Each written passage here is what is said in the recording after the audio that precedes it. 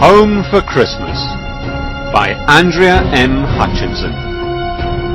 Chapter 1. Going Nowhere. Harminder looked at her watch and then at the traffic outside. The airport was 10 kilometers away, and it was already 5:15 p.m. Isn't there a quicker way to get to the airport? My plane leaves in less than 2 hours, she asked the taxi driver. Are you going home for Christmas? He smiled. The taxi was full of decorations. There was green tinsel on the steering wheel and mistletoe under the mirror. Yes, said Harminder, but there was no Christmas spirit in her voice. Harminder looked out of the window, trying not to cry. She remembered the phone call from her mum earlier that day. She missed her parents so much. Their argument 4 years ago seemed stupid now. 30 minutes later, they arrived at Galway Airport. How much is it? She asked. €15 for you, sweetheart, said the taxi driver with a smile. Harminder gave him a €20 note and got quickly out of the taxi. Don't forget your change, shouted the taxi driver with a €5 note in his hand. But Harminder was already inside the airport terminal. There were a lot of people, and Harminder pushed through the crowd to look at the screens for her flight. Cancelled? Stay calm and read it again, slowly. You've read it wrong, that's all, she thought. Flight ZXY 247, destination London Stansted, cancelled. All flights from Galway were cancelled because of bad weather. I'm sorry, but tomorrow's flight to London is fully booked. Christmas is a busy time of year, said the man at the ticket office when Harminder tried to find another flight. What about another airport? Dublin, perhaps? Sorry. You don't understand, said Harminder. I have to get to London as soon as possible. My dad's ill. I really am very sorry, the man said sympathetically. You could hire a car. It's a long journey, but if you need to get there quickly... As Harminder ran towards car hire, she saw that there were only 2 women waiting, and she started to feel hopeful. I'm sorry, but this is the last car, she heard the assistant say. But I was here first, shouted a tall, blonde woman. Only because you pushed in front of me. I'm getting married in 3 days. I have to get to London, shouted an Irish girl in her late 20s. And I've got a very important audition, said the blonde woman. Excuse me, interrupted Harminder. Did you say that there's only one car? Yes, and it's mine, said the blonde arrogantly. No, it's not. The argument continued.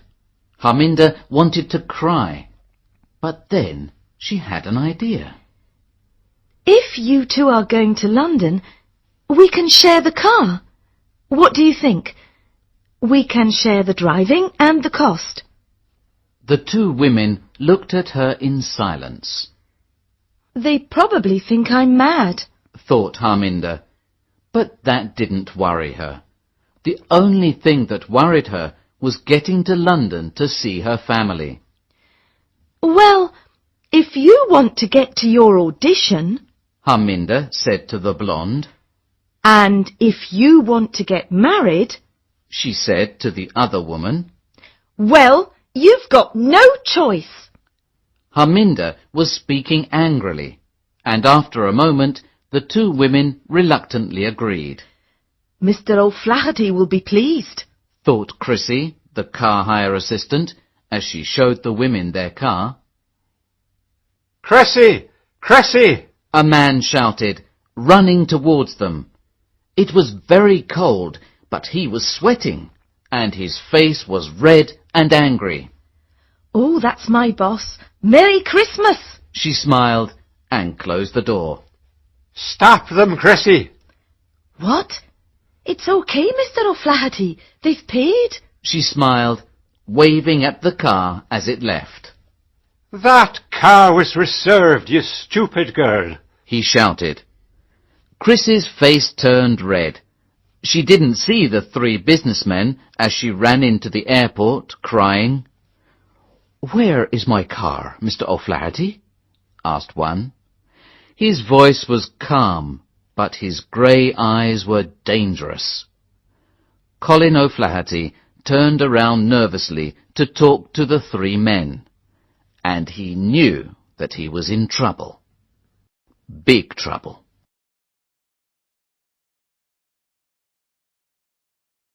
Chapter 2. Galway to Dublin. Don't worry. I'll be there. I love you too, said Shauna, the Irish girl. She was on the phone. Was that your fiancé? Asked Harminder when Shauna finished speaking. Yes. She replied with a smile. And you're getting married on Christmas Eve. That's so romantic. I know. Graham is romantic, she said. She took a photo from her purse and gave it to Harminder. It was obvious that she loved him very much. He even proposed on Valentine's Day. Original, said Vanessa sarcastically. What is your problem? Replied Shauna, angry at the blonde woman's sarcastic reply. I'm not the one with the problem. I'm not the one getting married, thank God. We left Galway 2 hours ago, and the only thing you've talked about is Gavin and how wonderful he is. His name's Graham. Graham, Gavin, whatever. So he's romantic? After 6 months of marriage it won't be romantic, when you have to wash his dirty clothes every week. Vanessa, that's a horrible thing to say, said Harminder. Have you never been in love? For a moment, Vanessa's eyes went dark. Love is for idiots, she said in a low voice. Shauna touched the small diamond engagement ring on her left hand and looked out of the window, trying not to cry. She loved Graham, and he loved her, and on Christmas Eve she was going to marry him. Don't listen to her, Shauna, said Harminder. Shauna liked Harminder. She only looked about 22, but she seemed a lot older. At last, thought Shauna when she saw a sign for Dublin Port. But Harminder didn't slow down. She was arguing with Vanessa, and she didn't see it. Harminder, the port. You've just missed the exit, said Shauna. What? Are you sure? Brilliant. This is all your fault, shouted Vanessa at Shauna. My fault? Why is it my fault? Oh, don't start all that again. I'll turn off at the next exit and we'll come back, said Harminder. But then the cars in front began to slow down and stop. That's all we need, a traffic jam, said Vanessa. We'll never get there in time now. When they eventually arrived at the ferry terminal, it was late. There were no cars or passengers waiting, only a security guard. Where do we go to get the ferry for Holyhead? Shauna asked him. The security guard pointed behind him at the ferry, which was already sailing away from the port. No! They said at the same time. The next ferry is tomorrow morning at 10 to 7, said the guard. This is all your fault, shouted Vanessa. Oh, shut up! Shauna and Harminder shouted back. Luckily, they found a small hotel. They started to relax as they began to take their bags out of the car in the hotel garage. Don't forget your briefcase, Harminder said to Vanessa. She was pointing at a dark brown expensive leather briefcase. It's not mine. Vanessa said, pulling it from the car. It was quite heavy.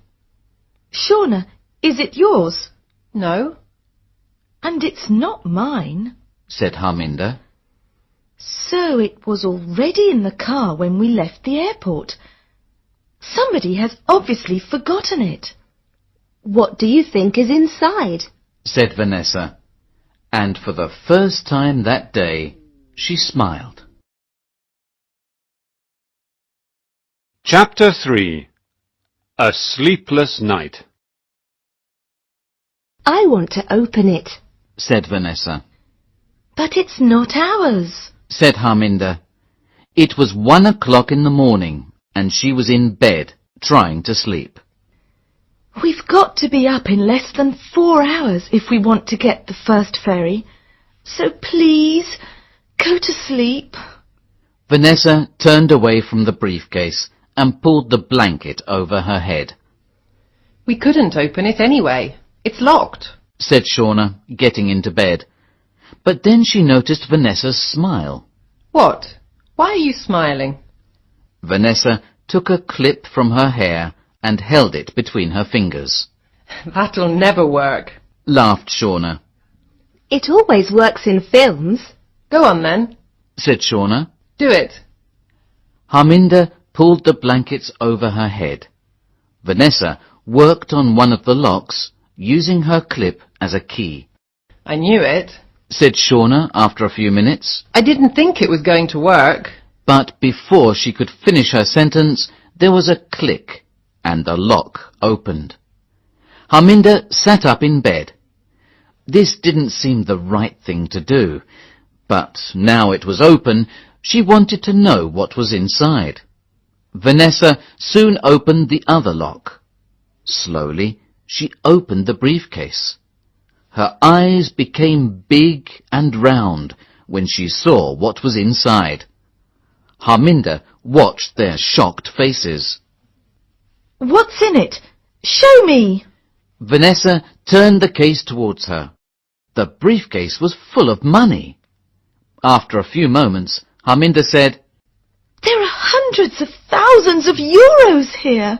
She laughed nervously. I've never seen so much money. There's only one thing we can do now. What are you doing? Vanessa said when she saw Harminder with her mobile phone in her hand. I'm going to phone the police. You can't do that. Do you realize what a difference this money could make to our lives? But it's not ours. We don't know whose it is. There's no label, no name. Tell her, Shauna. Shauna, you know we have to go to the police, don't you? Said Harminder. I don't know. My fiancé and I really want a honeymoon. We could go anywhere in the world with this money. The Maldives, the Caribbean, New York, San Francisco, anywhere. At the moment, we're going to stay in my parents' caravan. Shauna looked into Harminder's eyes. We've never had a holiday together. I'm sorry, Harminder. Vanessa held Harminder's hands. Her voice was soft and kind, and Harminder remembered that she was an actress. You said your dad's ill. Think about it. With this money, you could pay for the best doctors. Harminder's phone started to ring. Slowly, Harminder picked it up and answered. Hello? Oh, hello, Mum. How's Dad? When the phone call finished, 10 minutes later, her cheeks were wet with tears. What is it, Harminder? Asked Shauna. My dad, he's got worse. They're not sure if he will survive. Vanessa closed the briefcase. Well then, you need to get there quickly. If we go to the police now, they'll ask us questions for hours. Okay. Said Harminder quietly. Maybe not until tomorrow. Continued Vanessa. I said okay. We won't go to the police now, but when we get to London, after I've seen my dad, then we'll go. Do you all agree? Shauna nodded reluctantly, but Vanessa only said, Let's get a few hours sleep now. We don't want to miss the next ferry. This time they arrived early and waited in the car. It wasn't snowing, but it was cold, and everything looked very dark. When they started to drive onto the ferry, Harminder saw the face of the driver of the car behind her. That's strange. She thought. It's still dark outside, but he's wearing sunglasses. Are you okay? Asked Shauna. I'm cold, that's all. Harminder answered, but she didn't seem sure of what she was saying. Chapter 4. On the Ferry. It was dawn, and Shauna and Harminder looked at the red and orange sky over Dublin as the ferry slowly left the port. When was the last time you saw your parents? Shauna asked Harminder. 4 years ago, at my 18th birthday party. She answered sadly. Wow, that's a long time. They wanted me to marry someone else. Somebody they chose. An arranged marriage? Yes. Said Harminder. They stood in silence for a while. In Indian tradition, a marriage is more than just a woman and a man being together. It's a marriage of 2 families. I've always known that it was very important to my family. But then I met Declan. I was only 17, but I knew that I wanted to spend the rest of my life with him. We saw each other in secret for months. I was too frightened to tell my family about it, because they believe in arranged marriages. But then my parents told me the big news. At my 18th birthday party, they wanted to introduce me to my future husband, an Indian boy. I knew that I had to tell them the truth. I'm the only daughter. I've just got one brother, and my father was very angry. I had to choose, he told me, and I chose Declan. Are you still together? Yes. Said Harminder, and she touched her stomach. Are you pregnant? Shauna asked with a smile. Yes. I only got the news last week. She laughed. You're the only other person that knows. I haven't told Declan yet. I'm sure that when your dad knows, he'll be happy too. Maybe. 3 hours later, they were in England. Harminder drove fast. They had to drive for another 6 hours before they arrived in London. After a few miles, Harminder noticed that Vanessa was looking over her shoulder. What's wrong, Vanessa? Nothing. She said. Can't you drive faster? I'm already driving over the speed limit. Why? No reason. It's only... I don't want to frighten anyone, but I think somebody is following us. There's a dark blue car behind us. It's been there since we got on the ferry at Dublin. Harminder looked into the mirror. Her heart began to beat faster when she saw the sunglasses. Suddenly, they heard a horn. Harminder looked back at the road and saw that an enormous lorry was coming directly towards them. She turned the steering wheel to the right and pushed her foot down hard on the brake. But the lorry was getting nearer. The car seemed out of control. Someone screamed. But then the lorry passed by them. The car slowed down and Harminder's body relaxed. Suddenly, there was a loud noise. The 3 women all turned around. They saw the lorry crashing into the car that was following them. Chapter 5. The Road to London. They drove the rest of the journey in silence. 3 hours later, when they stopped to get petrol, they were still nervous. I need to get some air. Vanessa said, getting out of the car. Are you coming too, Shauna? Shauna shook her head. Vanessa didn't want to go anywhere by herself. She turned to Harminder. What about you? She asked. I want to leave as soon as I've filled the car up with petrol, Said Harminder. Vanessa felt stupid for being so nervous, but she couldn't stop herself. In the toilets, she looked at herself in the mirror and laughed. She looked terrible. Without makeup, she looked older than 35. But she was alive. When Ben left her for her best friend, she was only 25, with the lead role in a musical that was going to take her all over the world.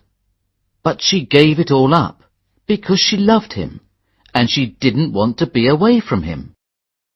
In the end, he left her anyway. There were other boyfriends, but for the last 10 years, she never really loved anyone else, because she never wanted to be hurt again. She was never afraid of anything, because there was nothing left to lose. Until today.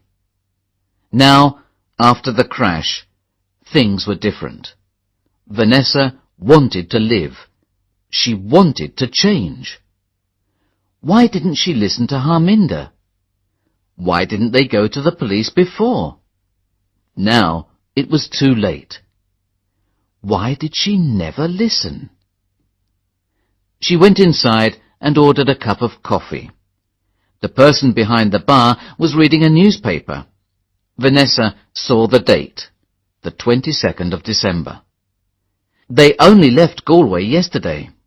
It seemed a lot longer. There was a small television on the wall over the bar. The news was on. A body was found in the car park of Galway Airport, Ireland, in the early hours of this morning.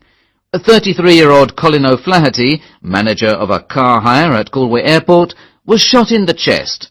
The police believe the killing was related to drug trafficking. It's terrible, isn't it? Said the barman, passing Vanessa her glass of water. Vanessa realized that she was staring at the television. Her face was white, her mouth open. It's in the newspapers. Look. He passed her the newspaper. Family man killed in drug shooting, said the headline. In the centre of the page there was a photo of Colin O'Flaherty on holiday with his 3-year-old son. They were obviously on a boat, and Colin was holding a very big fish. They looked so happy. Vanessa felt sick. She looked back at the television. A young woman was crying. At the bottom of the screen, Vanessa read, Mrs. Moira O'Flaherty, Mr. O'Flaherty's wife. If anyone knows anything at all, please, for my little boy, please contact the police. Her voice sounded more and more desperate. Vanessa felt like the woman was talking directly to her. Anything at all, please. Vanessa couldn't hear any more. She ran from the bar, still holding the newspaper in her left hand. Chapter 6. At the hospital. Go on. We'll wait here for you, Said Shauna. But what if they come back? You saw that accident. We'll be all right for a couple of hours. Insisted Vanessa. Harminder looked nervously at the hospital. She took a deep breath and got out of the car. I'll be as quick as I can, but this is my mobile number if you need me. She quickly wrote it down and gave it to Shauna. Inside the hospital, Harminder took the lift to the 9th floor. When the doors opened, her little brother was waiting for her. But he wasn't so little anymore. The last time she saw him, he was 9 years old, a child. Now he was 13, and he was a lot taller than Harminder. There were so many things she wanted to ask him, but she could only say his name.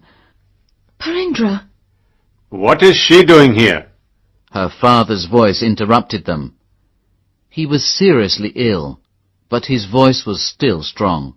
Meena? Did you ask her to come here? Meena, Harminder's mother, looked elegant in a red silk sari. When she saw her daughter, there were tears of happiness in her eyes. Dad! Oh, Dad! I've missed you so much! Harminder ran towards him. His face was grey, his hair was thinner than she remembered, and he looked old and weak. But his eyes were angry, just like they were 4 years ago. I don't want you here. You made your decision. Please leave. Harminder touched his hand, but he closed his eyes and turned away from her. But I've come from Ireland! Dad! Please listen to me! Dad! She shouted as they took him into the operating room on a trolley, Meena and Parindra next to him. I love you, Dad! She said, but he was gone. She was alone in the long, white corridor. She sat down, put her head in her hands, and cried. All her hopes of a happy reunion were gone. It was not going to be easy for him to meet her again. Harminder knew that. But she didn't think it was going to be this difficult. Why didn't he understand that she never wanted to choose? Why couldn't he see that she was still his daughter, still his little girl? Why couldn't he see that she still needed her dad, even if she loved Declan? When she couldn't cry any more, she stood up and decided to go with Shauna and Vanessa to the police station. Later on, I'll come back, and I won't leave until he understands, she thought as she went outside. When she got to the car park, the car was there, but there was no Shauna and Vanessa. And there was no briefcase full of money. Chapter 7. Danger Money. Shauna and Vanessa were in the back of the car. Their hands were tied. They were very frightened as they tried to listen to the conversation of the 2 men in front of them. What are you going to do with your 10% of the money, Steve? I'd like to go on a nice holiday, somewhere hot. What about you? Vanessa looked at the 2 men. She had to concentrate. She had to think of a plan, and she needed to think quickly. But she could only think of one thing: Colin O'Flaherty's 3-year-old son. While they were waiting for Harminder outside the hospital, these 2 men came up to them.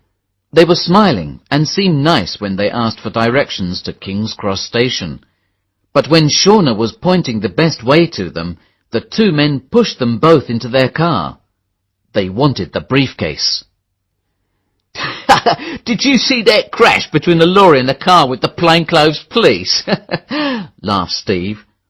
He saw the way Vanessa and Shauna looked at each other, suddenly realizing the truth. Did you think that was us? Laughed the driver. They thought that was us in that accident. And they laughed even louder. Just then, their telephone rang. The driver answered the call. Yes, boss. OK. The old building in East London. Of course we've got the money. We're not stupid. And the 2 ladies. No. There were only 2. What do you mean there's another one? You'll have to go and get her. Vanessa knew then what she had to do. Carefully, she pulled her mobile phone from her coat pocket and started to write a text message. You are in danger. Men taking us to building in East London. Be careful. Man coming for you. Go to police. S and V. It seemed to take forever to write the short message.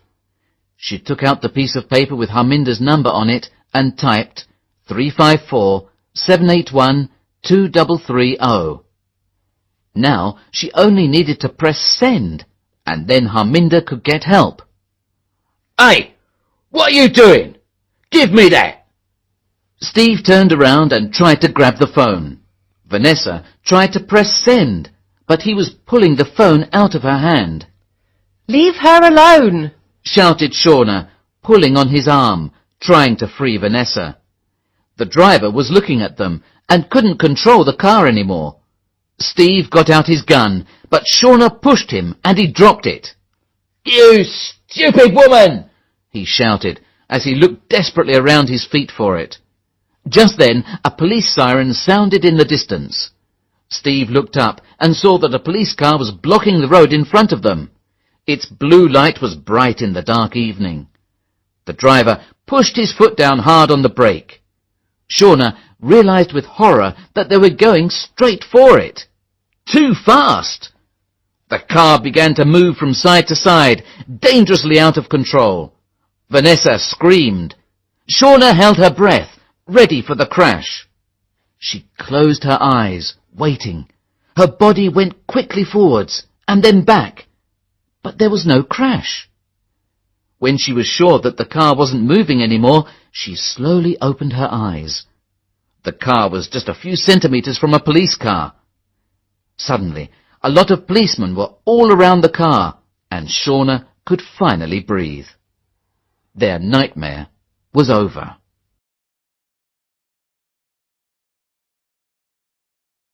Chapter 8. Harminder alone. I'm sure they think I'm really stupid. Thought Harminder. And I am, because I believed them. Spend time with your dad before his operation, they said. They weren't worried about me spending time with Dad.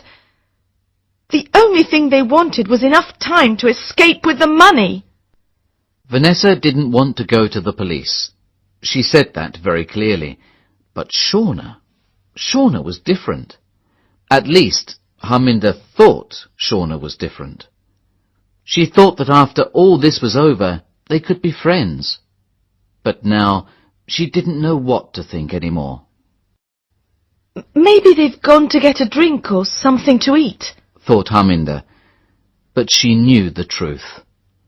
Without Harminder there to stop her, Vanessa probably talked to Shauna about all the places Shauna could go on her honeymoon. They could share the money, half each, 50-50. That was enough to go on honeymoon for over 3 months. Harminder could hear Vanessa. It was so easy to believe her. She was the perfect actress. Excuse me, said a gentle voice, making Harminder jump. Sorry, I didn't want to frighten you. Harminder turned around and saw a young man. He was smiling kindly, and when Harminder saw that his arm was in a plaster, she started to relax. No, I'm sorry. How can I help? Can you tell me the way to King's Cross Station? I came here in an ambulance, but I don't know this part of London, and I'm not sure how to get back home from here. I don't know, but I've got a map in the car, said Harminder. She was about to put the key in the door when her mobile phone beeped. She had a new message. She took the phone out of her pocket and began to read. You are in danger. No, this can't be happening. These things happen in films, not to people like me, she thought, reading the message a second time. She looked up slowly at the reflection of the man in the car window. For a moment, she couldn't believe what she saw. She was too frightened to breathe. He was taking off the plaster. It was fake. He didn't have a broken arm. He was taking something out of his jacket. Then Harminder realized what it was. He was pulling out a gun. Chapter 9. Back Together. Just a minute, said Harminder. She looked around, careful not to alarm the gunman. But the car park was dark and empty. There was nobody to ask for help. In the glass of the car window, she saw him raise the gun. Without thinking, she turned around and surprised him with a powerful kick. The man fell back. The gun dropped to the floor and went under the car. His head hit the side of the car and he fell to the ground. Harminder didn't wait for him to wake up. She quickly dialed the number of the emergency services, 999. Every second seemed like a year as she listened to the ringing. Then a woman's voice answered, Emergency services. Which service do you require? Police, ambulance or fire? and Harminder started to cry. Police, please. Hello? Police? There's a man with a gun. He wants to shoot me. I'm outside the Queen Elizabeth Hospital in London. But before she could finish telling the operator everything, there was a loud bang, pain, and then, for Harminder, everything went black. Harminder could see lights. Bright, white lights. And her first thought was that she was dead. But then she felt someone touch her hand, and her mother's sweet voice said her name. Slowly, Harminder opened her eyes, and her mother's face slowly became clear. Mum, It's all right, my darling. what happened? Where am I? You were shot, but you're going to be fine. You're in hospital. What about my baby? Harminder started to feel frightened. Your baby's fine.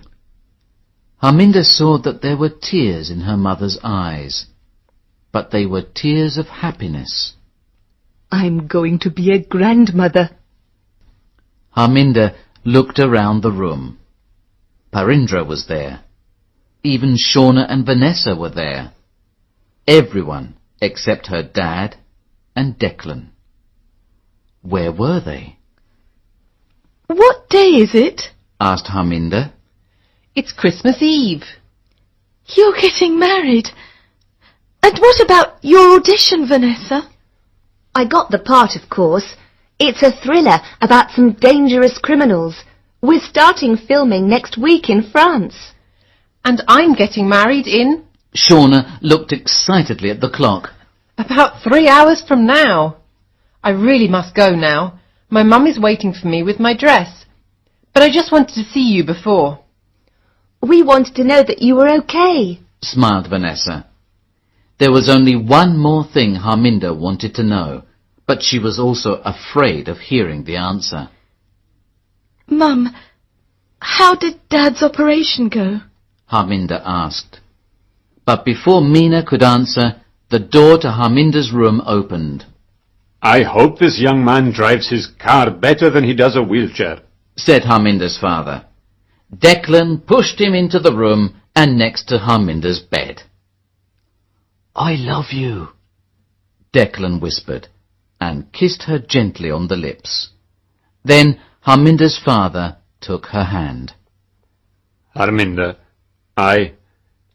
when I heard you were shot and in danger of dying, I thought about all those years. I realized that what is important is that you're happy. And if it is Declan, He reached up for Declan's hand. that makes you happy, then I am happy. Seeing her tears, he looked suddenly worried. You are happy, aren't you? Yes, She said quietly. I am now. Now that my family is back together.